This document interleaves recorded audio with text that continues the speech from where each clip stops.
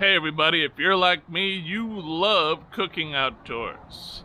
And what I have over here is a brand new toy for me to do just that. And I am here today to tell you what I got.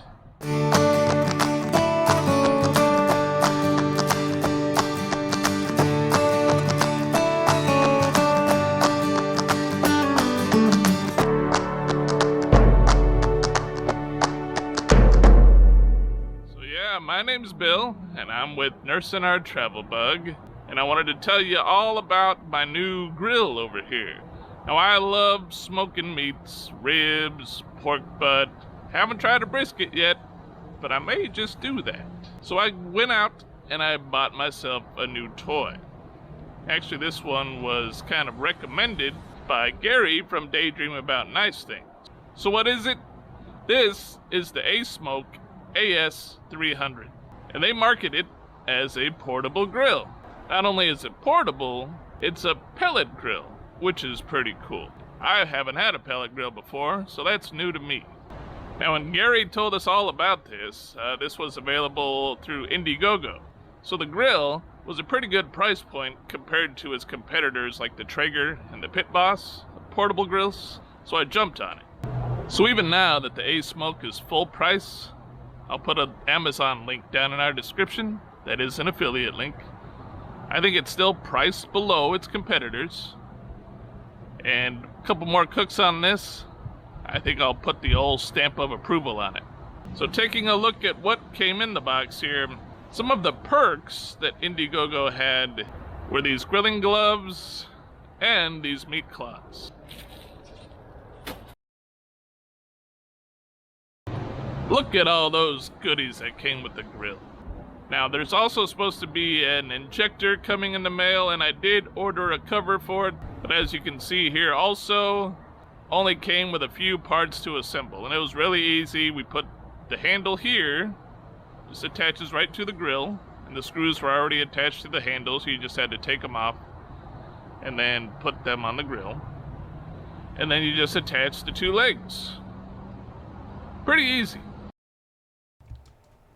Yeah, the setup for this was really easy, and just to show you the rest of what it came with, there's the, call it a drip pan, and then you have this adjustable slider here.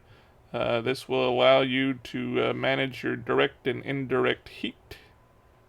And here's your little drippings bucket that just hangs right up to the side. Finally, the cooking grate. There's even a warming rack that is easily removable if you're making a bigger cut of meat. Though I was really anxious to get to using this thing right away, they do recommend that you do what's called a burn-in. You want to burn off all that stuff that maybe there's dust or particles or stuff in there. So we cranked this up to 350, and it said 30 to 45 minutes. We just went to 45. So a little bit more about the grill. So it really is pretty easy to use. You just fill up that hopper with the wood. They say when you turn it on to smoke, which is 180 degrees, and let it warm up. And once it starts warming up, then you can crank it up to the temperature that you want. Now the same in reverse when you go to shut it off.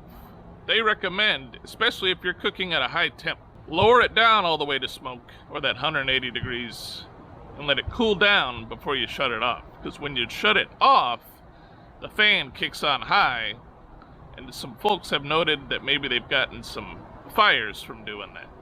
We definitely don't want this thing catching on fire. So they advertise you can do all sorts of stuff with this. You can grill, smoke, barbecue, bake, roast, braise, sear, and char grill. It says that it can go anywhere from 180 degrees all the way up to 500 degrees. Now the hopper here has a 4-pound capacity, and that's a pretty good amount of pellets. Matter of fact, I've been smoking here. I'm getting ready to check it, but I checked it about 3 hours in, and the hopper was still pretty full. So what did we cook the first time we used this thing? Well, I had some country-style ribs sitting in the freezer for a while, so we decided to get those out, thaw them out, and cook those up. Started with a basic rub. Show you right here what I threw in there. We put them on the grill at 250. Now, something about smoking that I need to get used to is that it's gonna take a lot of time. And I should have put these on a lot sooner. In the end, I had to crank up the heat to get them done, and it would have been nice to have them on a lot longer at a lower temperature. But everyone was happy, and the wife said it was delicious. So there we go. Now, I did notice when I really decided to really crank it up to 400, I got a grease fire. And that kind of freaked me out. So I turned it down to smoke, and everything just calmed down eventually. Now, it did take a while for the temperature to rise up, and it also took some time for the temperature to come back down. So it freaked me out a little bit, but everything was fine. So since that first night, I've only used it one other time, and I'm actually using it right now. And we'll have that out in a different video, because right now I'm doing a pork butt, and all is going well there. The only other time we grilled some chicken breast. So that was more of the high heat. I'm not too sure about that because there's some hot zones and some cold zones, just like any other grill. But so far, I'm really liking this thing. We'll expect to see a whole lot more videos of me using this thing, trying out recipes, see what works, see what doesn't for me. As always, I appreciate you watching. If you could do me a favor, leave a thumbs up for this video.